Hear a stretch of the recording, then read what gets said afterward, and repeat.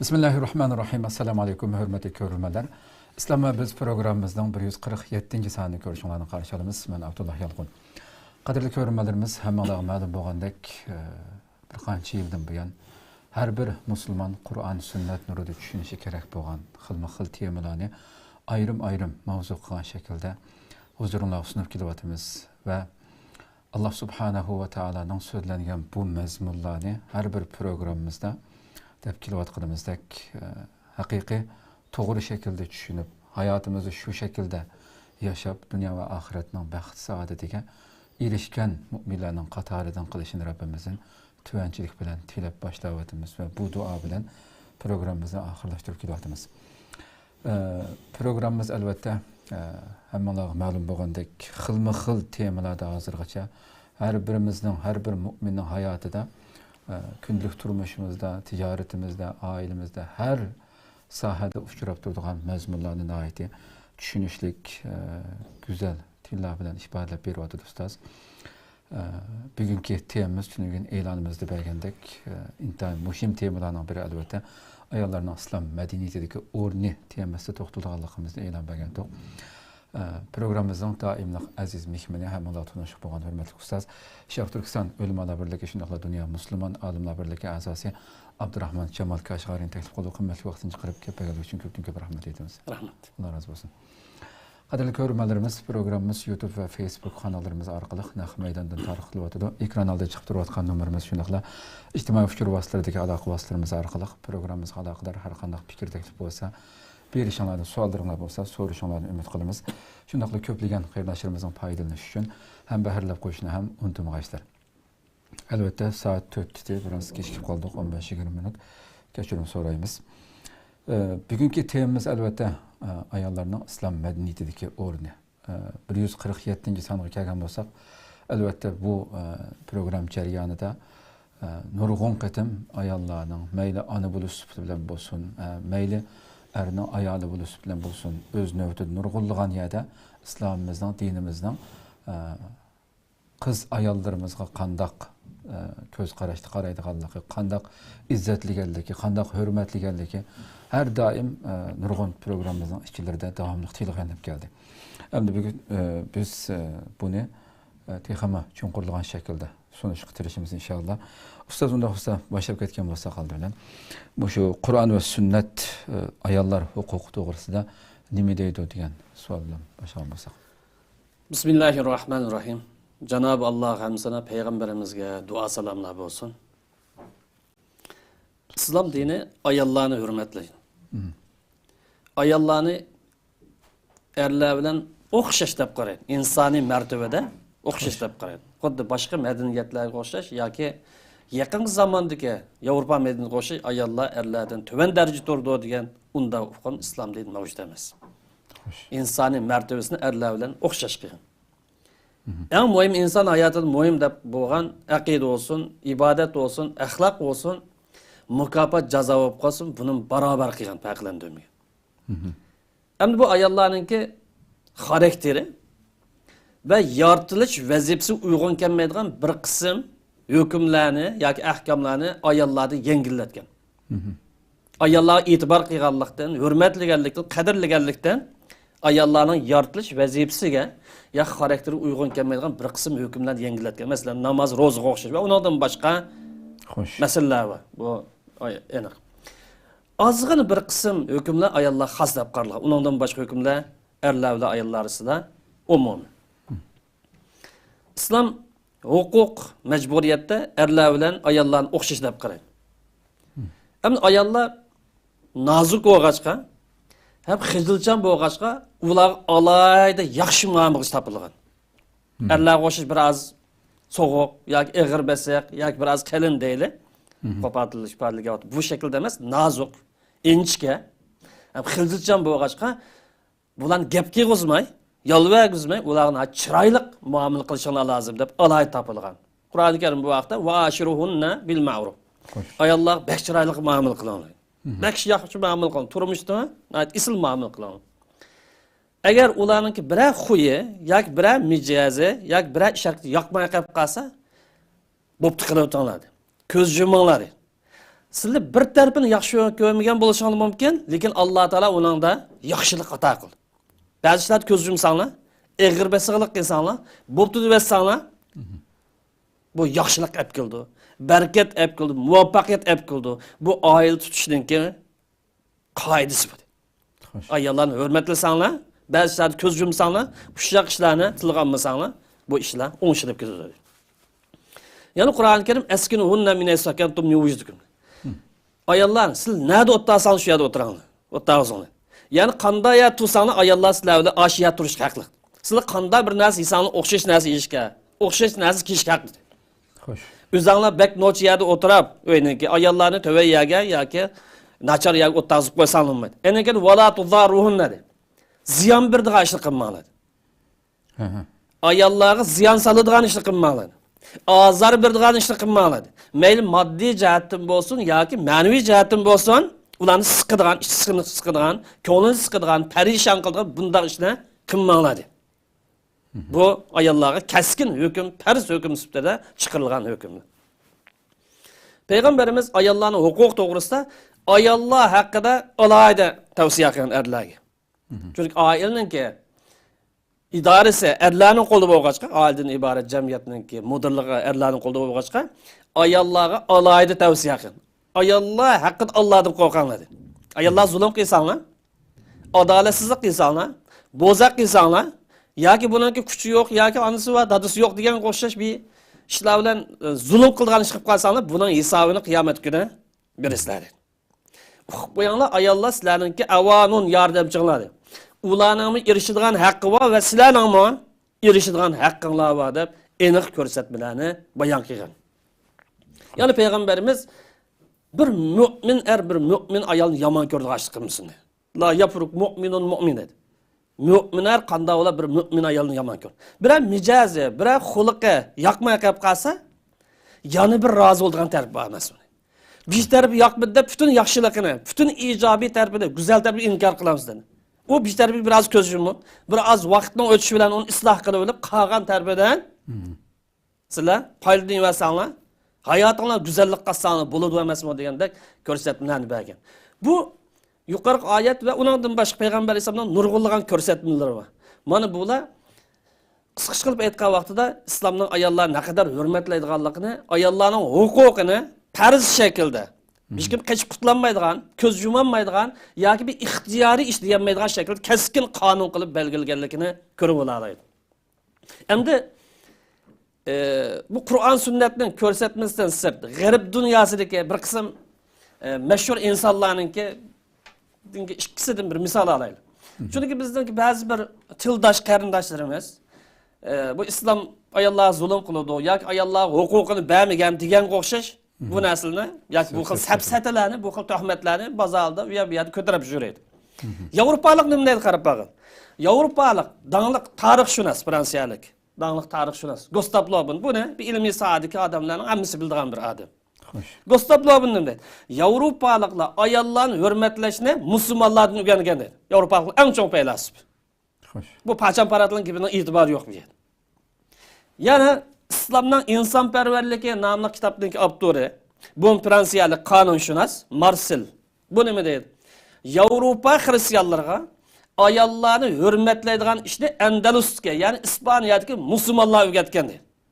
Bu g'arb faylasuflardan ikkining guvohligi tamg'i shaklda bu masala yetadi deb qarayman.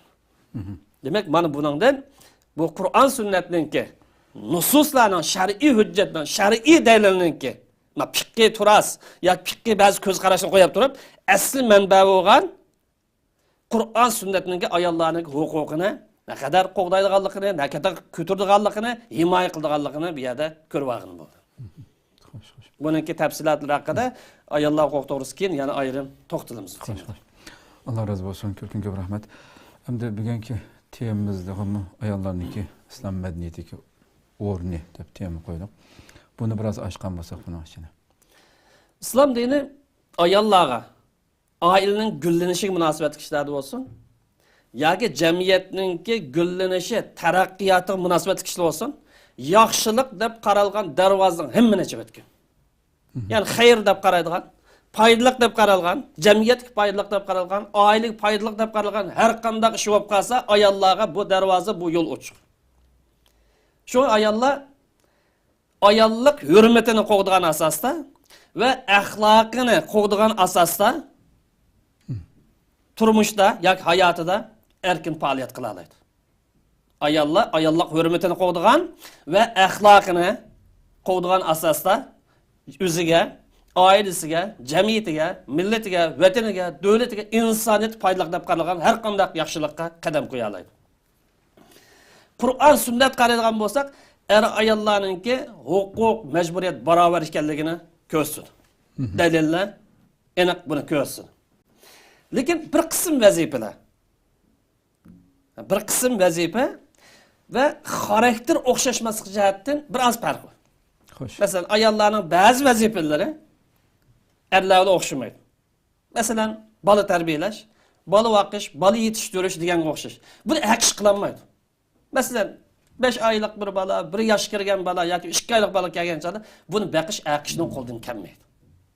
Buni bola vaqt baqqanli bo'ladi. Eng og'ir, eng mushkul, murakkab vazifani ayollar o'taydi. Demak, bunga o'xshash bir qism ba'zi vazifa, hammasi emas, bir qism vazifa va xarakter jihati ba'zi o'xshashmasligi. Bu bir qism vazifaning o'xshamaganligi ham xarakterning o'xshamaganligi butun emas, ba'zi sohalarda erlar bilan ayollarning xarakterining o'xshamaganligi hargizmi ayollarning kamsitganligini ko'rsatmaydi.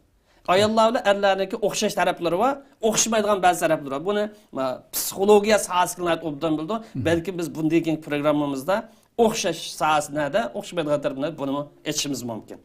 Demak, bir qism vazifalarda va xarakter jihatda o'xshamaganlik ayollarning erlar bilan hargizmi ayollarni kamsitganligini ko'rsatmaydi. Chunki ayollar nazokatda, tuyg'uda, hissiyotda, fiziologik jihatda erlardan farqli. Bu ro'shan bir haqiqat. Xo'sh. Az to'g'ri bir aqlni ishlatgan inson buni biladi. Fiziologiya jihatdan farqli, tuyg'u jihatdan farqli, hissiyot jihatdan farqli, nazokat jihatdan farqli. Demak, bu ayollar davomli bir siylig'likni taqozo qiladi. Yumshoq muomala qilishni taqozo qiladi. Erlar o'z bir az qo'pol keladi. Mayli gap so'zlar olsin, ish harakatlar olsin. Chunki qo'polroq yoki eg'irroq ish harakatini ko'pincha erlar. Ayollarda bo'lib qolsa bir yumshoq, nazoq, nazokati va buni kelishtiradigan, qamlashtiradigan ayollar. Bu ayollarning xarakteri bu. Nazokat jihatiga, tuyg'u jihatiga, hissiyot, fiziologik farq bor. Unda bo'lgancha bu farqqa asosan ayollar xarakteriga uyg'un keladigan, ayollik vazifasi uyg'un keladigan ishlarni qilishi ayollarga tabiiy bir masala. Yani buni deyishimiz sabab, masalan, bugungi zamonda ayollarning boksirchilik qiladigan ba'zi filmlarni yoki ba'zi ko'rinishlarni ko'ra olamiz. Bu ayollarning xarakteriga uyg'un emas. Masalan, ta'tir mushlash usulan deyli, ayollar erkinligi degan nomni salavatgan. Bu hukm ayollarning xarakteriga, jismoniy qurilmasi maskanmaydi. Chunki bunday kelgan chog'da bu uyg'un kelmaydi. Ammo o'zininki xarakteriga, jismoniy qurilmasi uyg'un keladigan harakatlarni, vazifalarni qilsa bo'ldi. Yani bu deganlik ayollarning vazifasi rolini oddiy ko'rganlik emas. Ayollarning roli intayin muhim. Chunki bu ayollar hayotlikni ko'tarib mangdi. Mana bilsin, ayollar qo'saq ko'targan vaqtida kichik vaqtidan tortib bolani parvish qilib maktab yoshi qadar deydi. Kishi qo'lda tutib maktab olib qo'yaman bo'lsa, jafo tortmaydigan bosqich qadar ishi hayotlikni ko'tarib mangdi. Agar ayol bo'lmagan bo'lsa, hayotlik tugaydi. Dunyodagi hayotlikninki asosini ayollar to'shiydi. Bu ayollar hayotlikka go'zallik qatadi. Baxt saodat qatadi, xursandlik qatadi. Agar ayollar bo'lmag'az dunyo qanday bo'lgan bo'ladi? Xursandlik yoki baxt saodat qanday kelgan bo'ladi? Buni his qilgan, anqirgan insonlar farq eta oladi. Kallas ishlatmagan insonlar buni farq etolmaydi. Bu ayollar ballarni tarbiyalash orqali madaniyat qo'g'ini bo'lgan, davlat qo'g'ini bo'lgan jamiyatni tarib chiqadi. Agar ayollar anglab bilimli bo'lib qolsa, yaramlıq chiqib qolsa, onaning qo'ldan chiqadi. Oilada bir mehr va, unsi ulfat va, bir xushallik va, kulki va desa, bu onaninki mehrdan keladi. Agar onaninki ko'ngli so'yib ketgan yoki mijozi tusi bo'lib qolgan bundaq oila bo'lib qolsa, bu oilada erga rahat yo'q, bolaga rahat yo'q, ayolning o'ziga rahat yo'q. Buni bo'ytoqlik qilolmaydi bu qonuniyatni. Xo'sh. Bu jamiyatning taraqqiy qilishi, madaniyatning shakllanishi eng kuchli kasb qo'shadi. Kim qiladi buni desa, ayollar qiladi. Endi ayollar islom tarixiga qarasak, har turli sohada aktiv xizmat qilgan. Ayollar har turli sohada aktiv xizmat qilgan. Axloqqa rioya qilgan asosda mansablarda, har xil mansablarda o'tgan. Bu ayollar shar'iy bilimlar, masalan, tafsirshunoslik, hadisshunoslik, aqidashunoslik, fiqhshunoslik va uningdan boshqa sohalarda eng ilg'or saviyada faoliyat olib borgan. Xo'sh. Cho'ng-cho'ng imomlar, cho'ng-cho'ng mujtahidlarga ustozlik qilgan. Adabiyot sohasida, ilm ma'rifat sohasida, doktorlik sohasida, astronomiya sohasida, maktab qurishda, ta'lim tarbiya ishlarini rivojlantirishda, vaqf qilishda, insoniy yordam ishlarini gullantirish degan qo'sh bu sohaning hammasini ayollar islom madaniyatida, islom madaniyati gullangan davrlarda aktiv holatda xizmat qilgan. Shuningdek, ijtimoiy va siyosiy sohalarda xizmat qilgan ayollar. İslam medeniyeti güllengen davrlarda.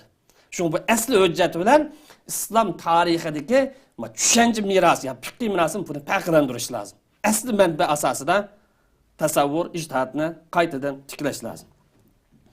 Yani ayolların en köp şugullanan, hizmet kılgan sahası ilim, marifet ve ta'lim terbiye asası. En köp hizmet kılgan.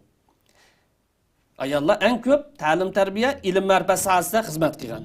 Alimlarni yetishtirib chiqqan islom madaniyatininki shakllanishiga alohida hissa qo'shgan. Islomda ayollar huquqi 1400 yil burun yo'l qo'yilgan bo'lsa, amaliyatim shunda. Bu boshqa madaniyatlarning, mayli sharqning madaniyati bo'lsin, Iroq sharqning, mayli g'arb madaniyati bo'lib qolsin, boshqa madaniyatdagi ayollar huquqidan 1400 yil ilgari o'ttirib qo'yilgan yo'l qo'yilgan islom huquqi hozir qadar oldin qo'rinib turibdi. Xo'sh. Ayollarni hurmatlashda, qadrlashda, ularni malik qilishda, beshimizdan toji qilib ko'tarishda, qadrlashda, xizmatini qilishda islom madaniyati boshqa madaniyatlarningki ayollarningki hurmati, huquq sohasida oldin qo'rinib turibdi. Boshqalar u yo'q, bu degan hammasi buzuqchilik, yerim yalang'ochlikni yo'l qo'ymaydi deydigan shu. Qaraydigan bo'lsak, bu ayollar islom erlar o'xshash salohiyatga ega. Tafsirshunos bo'lmoqchi, ayollarning huquqi bor. Hadisshunos bo'lmoqchi, huquqi bor. O'qituvchi bo'lmoqchi, huquqi bor. Faylasuf bo'lmoqchi, ayollarning o'xshash salohiyatga ega. Muhimi izlanish, muhimi o'qish, ilm ma'rifat etish. Erlar o'xshash salohiyat. Allohga yaqinlashib jannatning eng yuqori darajasiga erish salohiyatga ega. Bu ayol bo'lgandan keyin ikkinchi darajali jannatga kirdigan undaq falsafa, undaq safsat yo'q islomda. Ayol Allohga yaqinlashda eng yuqori darajali mukofot erish salohiyatiga ega. Bu ayollar ayollik xarakteriga rioya qilgan asosda va axloqni himoya qilgan asosda erlarga o'xshash har soat rol o'ynash salohiyatiga ega. Eng muhimi ikki shart. Ayollik xarakteriga tushamdi, shu xizmat tushmamdi, uyg'un kelamdi, axloq uyg'un emas, tamom. Agar axloq himoya qilinsa, shu xizmatda ayollik xarakteri qo'g'dalsa, erlarga o'xshash xizmat qilib salohiyatiga ega. Mana bundan bu ayollarningki islom madaniyati qanday shakllanib, qanday his qo'shganligini bilib olgan bo'ldi. Bu vaqtdan keyin amili misollar, ismlar orqali ayrim bir programma qilishga tegishli bo'lmas. Men qisqachadan bir to'xtalib o'tamiz. Chunki boshqa jiq tiyim bo'lg'achqa o'tayapti. To'g'ri. Haqiqatan inson bilgan sildab o'tgandek shu. Bilgan ba'zi shu o'qimaganlikdan, bilmaganlikdan islomga qarg'ulachi holatda shu tashviqotning ham zahridan zaharlanib islomni xuddi ayollarni shu hamma jihatdan bo'g'adigan shunday ko'z tutadigan bir media tashviqotning ta'siriga uchragan, islomdan xabar olmagan, bu bizning millatning oshidan chiqqanlarning masalan g'arbga hayronlik bilan bilgan cho'qindigan qaraydiganlarniki texi tunigungacha ayollarni inson qatoridan sanamamdiq deb shu jamiyatda talash tortish qilayotgan paytlarda islomning ta Rasulullohning davridan boshlab islom kelgan vaqtdan boshlab masalan Hadijatul Kubro onamiz qarab boqaylik, eng cho'ng tijoratchilarning biri, eng cho'ng shu hurmatga sazovor bir ayolda hamda va uningdan keyingi tarixlarimiz qarasak ayollarning qanchilgan asarlar bor hamda ayollar to'g'risida yozilgan. bundaq bir madaniyatning egisi bo'lgan o'zini to'van ko'rish, islomni bir xil ashunday shaklda ko'rish kasaliga mubtalo bo'lib qolgan deb. Hamda shu ayollarning siyosiy huquqlari haqida biroz to'xtalamiz. Buni odamlar qisqachalab to'xtalamiz chunki yuqori madaniyat dunyosi ayrim chunki bu vaqtda ko'plagan dalillar bilan, amaliy misollar bilan balkim bir emas bir qancha programmaga ehtiyojimiz bor ayollarniki siyosiy huquq degan temada. Qisqacha. Birinchi bo'lib ayollar hokimlarni, sultonlarni tanlash salohiyatiga. Islomda hokim saylash atalg'usi bay'at degan hukm bilan tanlab kelgan. Qur'on Karimda kelgan bu oyatlar, bay'at to'g'risida kelgan oyatlar erlar hokimlarni, sultonlarni tanlash salohiyatiga ayollar salohiyat yo'q degan gapni qilmadi. Musulmonlar bo'ldi ekan, mu'minlar bo'ldi ekan, er olsun, ayol bo'lib qolsin, hokim tanlash, ovoz berish, saylam qatnashish salohiyatiga huquq ega dedi. Bu talash-tarish qilgan masala emas. Buni bay'at hukmi qarsaqlam tushunamiz. Ikkinchi bo'lib ayollar millatga munosabatlik, jamiyatga munosabatlik, davlatga munosabatlik ommaviy ishlarga qatnashish salohiyatiga ega. Qaragan bo'lsak, islom dini hokim bilan yoki sultonlar bilan fuqarolar orasidagi ish harakatning kengash asosi elib berishni asos qilgan. Islomning siyosiy nazariyasida hokim bilan fuqarolar orasidagi munosabat kengash asosida bo'ldi. Ya'ni hokim ish qilganchalik mustabidlik bilan, fikriy mustabidlik bilan, siyosiy askari mustabidlik bilan emas, fuqarolarningki fikrini olib, ra'yini olib ish harakat qiladi. Xo'sh. Bu asosli o'lchamdir. Bu yerga kelganchada er olsun, ayol bo'lib qolsin, fuqaro bo'lib sibti bilan bu fikr berish, maslahat berish, kengash qatnash huquqi bor bo'lsa, huquqi bor. Qur'on Karim bu vaqtda va amruhum shura baynahum. Musulmonlarning ish harakati mustabidlik bilan bo'lmaydi dedi. İdari mustabidlik bilan, siyosiy mustabidlik bilan bo'lmaydi. Fikriy mustabidlik shura bilan bo'ldi. Kengash bilan bo'ldi dedi. Buni bugungi zamondagi ba'zi narsalarga tatbiqlasak uyg'un keladi. Bu va amrum shura baynahum degan bu keskin hujjatning qatorida erlar ham kirdi bu hukmga, ayollar ham kirdi. Tarixda bo'lib ketgan. Tarixda sizlarki bo'g'ini sog'lom madaniyat davrida, ya'ni madaniyat gullangan davr sog'lom bo'lgan bo'lsa, madaniyat chekingan davrdagi misollarni olib unda bo'lgan, bunda bo'lgan xato. Va asli hujjat qaraymiz. Asos qonun Qur'ondan iborat. Nima deydi? Bu hujjat mangan bo'lsa, o tarixda ba'zi xatolikni ko'rib tashlaymiz uni. Yoki uni olmaymiz.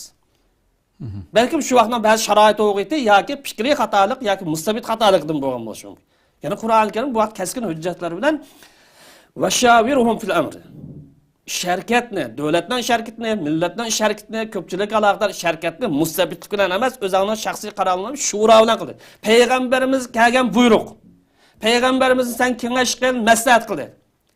Payg'ambarimiz maslahat qilgan yerda sahobalari bilan, erlar bilan, ayollar bilan shuni qator misolni olamiz. Bugungi tashkilotning boshliqlari, hokimlari, u idoraning shura qilish albatta haqli emasmi? Ama afsuski bu Qur'onning keskin hujjatlari islom dunyosida, bugungi islom dunyosida fikriy jihatdan chekingan, ideya kirisi uçkan, siyosiy jihatdan qatmanlashgan, fikriy jihatdan to'g'lab qolgan bugungi davrda bu islomning hujjatlari kuchga ega bo'lmaydi. Yani tushuncha kirisi sabab bo'ladi. Hokimiyatdagi mustabidlik sababidir. Payg'ambarimiz Muhammad alayhisalom Hudaybiya kelishimnomasini tuzgan vaqtida Quraysh davlati bilan bu yerda payg'ambarimizning sahobalari bu kelishimnomaga rozi bo'lmadi.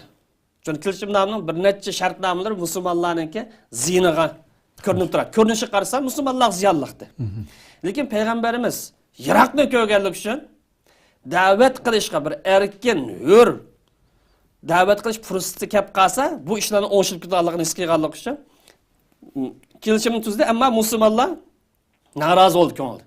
Payg'ambarimiz bu ihrom bog'lab kelgan, haj qilamiz deb kelgan bo'lg'achqa, aslida mishada chechanlarni tushirib qurbonlik voz kesib, ihromdan chiqib ketanglar degan chaqda musulmonlar qiyg'lanmadi. Eng buyuk sahobalar Hazrat Abu Bakr, Hazrat Umar o'xshashlimi?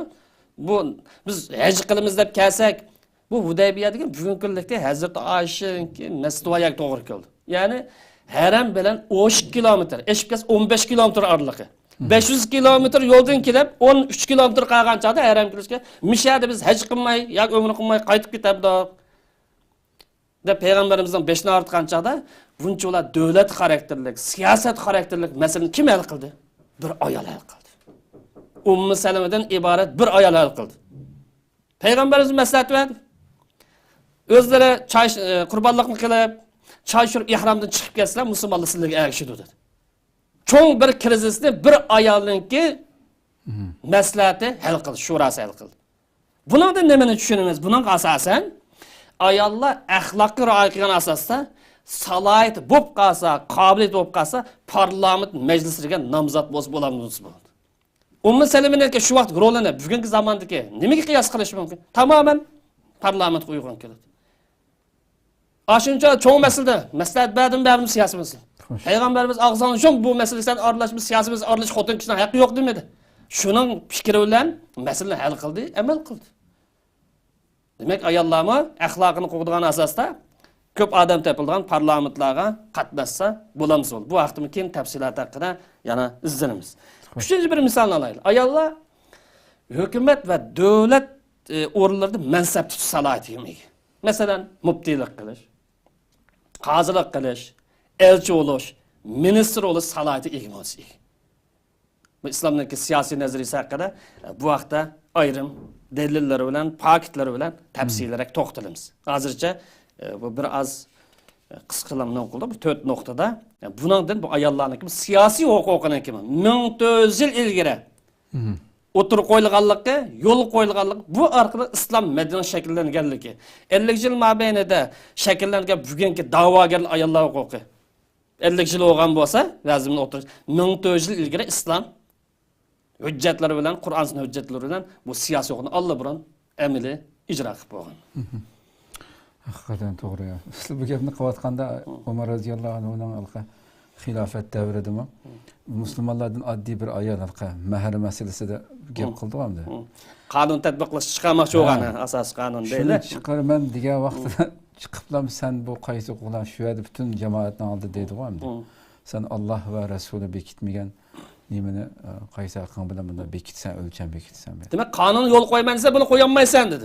Rad qildi. Shu hamon qabul qildi masalan xalifa butun mu'minlarning amiri bo'lgan Umar radhiyallohu anhu. Demak, haqiqatan ham deb ayollarning ijtimoiy shu jamiyatdagi rolini qanday kuchlantirgan bo'ldi?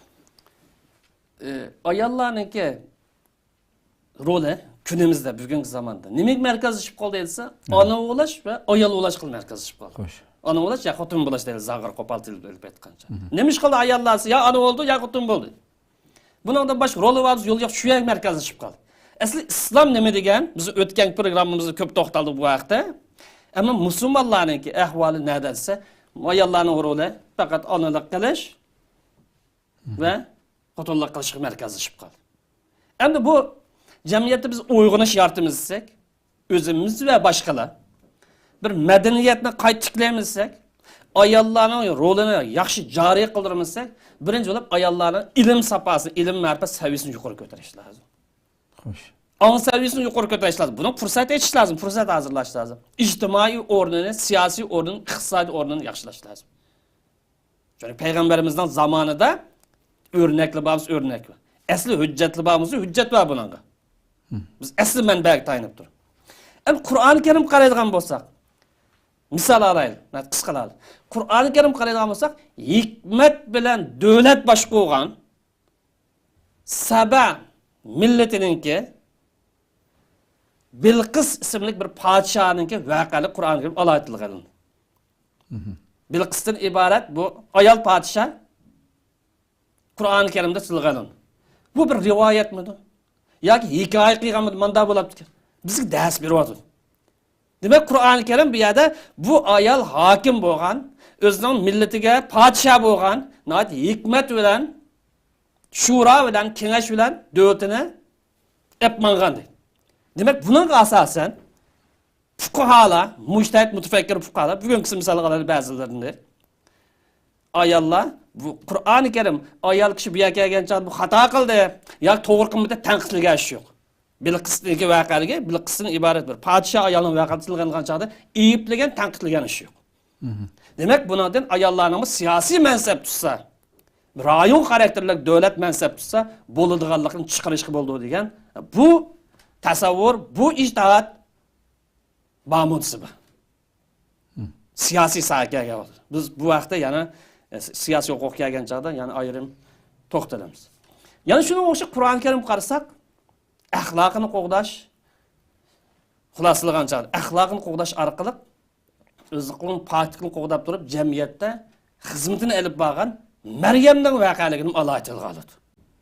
Bu bir örnek. Ayollar Meryem'e o'xshash bo'lish lazım. Pak bo'lish lazım. O'ziniki hayosini, axloq qo'ygan hayotda ijtimoiy vazifasini, bola tarbiyalash, odam yetishtirish vazifasini ado qilish lozim. Bu örnek. Undan boshqa nechalar örneklar va Qur'on sunnatilig'an bu vaqtda yana ayrim to'xtalamiz. Demak, Qur'oni Karimdagi vaqt nozil qisqarsa, bu bayonlar nimani ko'rsatsa, ayollarning rolini naqadar qadrlaydiganligini aniq ko'rsatdi. Qur'ondagi nas hujjat bo'libdi böyle. Bu sebepten İslam'daki ayollarınki hukuk mecburiyet tampонlығы, adaletsizlik yok ya, tampонlıq var. Hukuk mecburiyet. Erlerdim okşaş, ayollardım okşaş. Lekin vazif karakter cihetten biraz farklı koygan olsun. Ayollarla erlersi hukuk tampонlығы. Endi adalet meselesi er olsun, ayol olup kalsın. İnsanın er olsun, ayol olsun, hürmet ege ikenligi, er olsun, ayol olup kalsın, baraberlikten ibaret. Bu prensibi asasen ayollarınki hukukları, ijtimoiy roli ve siyasi hukukları hakkında qayta izleniş lazım. Kur'an sünnetteki asli hüccetleri asasıdır.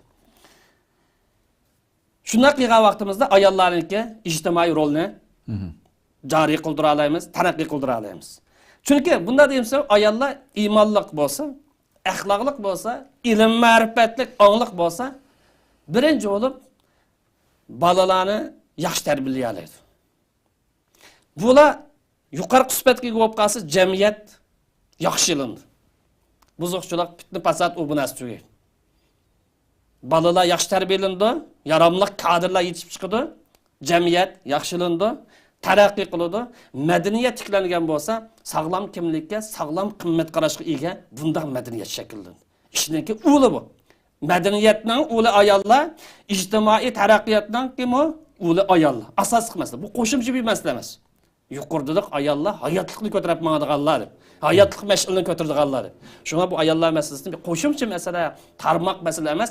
Bu nuqtada buni asosiy nuqta deb qaragan vaqtimizda ayollarning ijtimoiy rolini jariy qildig'ini, taraqqiy qildig'ini bo'ldi. Ko'pdan ko'p rahmat. Amma shada Bilqisning masalasini tilga olib qolam deb. Balkim siz degandek oldimizdagi bo'limlarda biraz siyosiy jihatini aytishimiz mumkin. Ochimiz ayrim temada.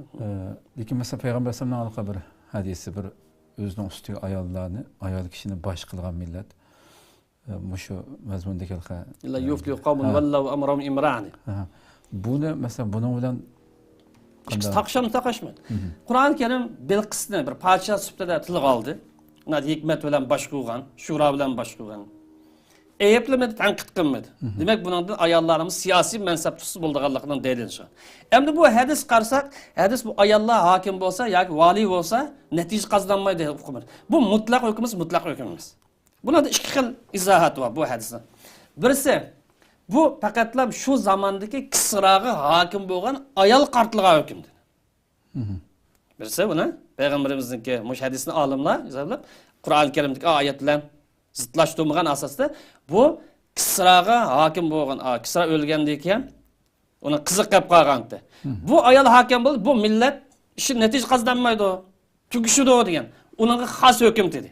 Xo'sh. Tamam, uni xos emas degan vaqtidami olimlarimiz, ya'ni siyosiy sohadagi olimlarimiz ayollar xalifalikdan iborat, ya'ni musulmonlarning eng chong siyosiy mansibiga buning o'rtasa, buning chiqsinmaydi, u mas'uliyatning og'irligidan o bu sebeplerden. Ondan başka rayon karakterlik, tarma karakterlik, başka nurgun siyasi hukukla buna asip oludu.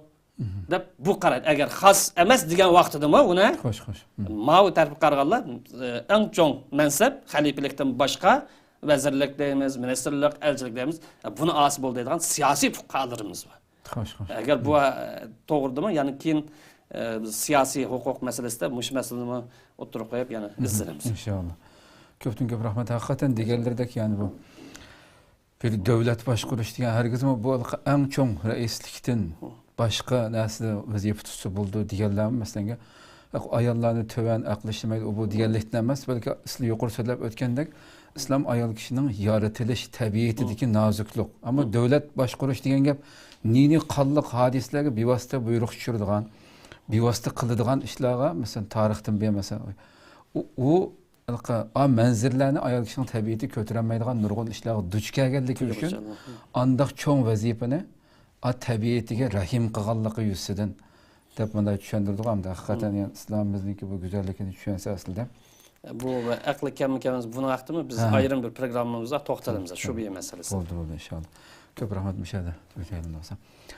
Qadrli ko'ruvchilarimiz, shuna qilib bugungi sonimizni mishada oxirlashtiraylik. Haqiqatan aytib, muhim mazmunlar bugungi bu sonimizda so'zlab tilg'aylib o'tildi.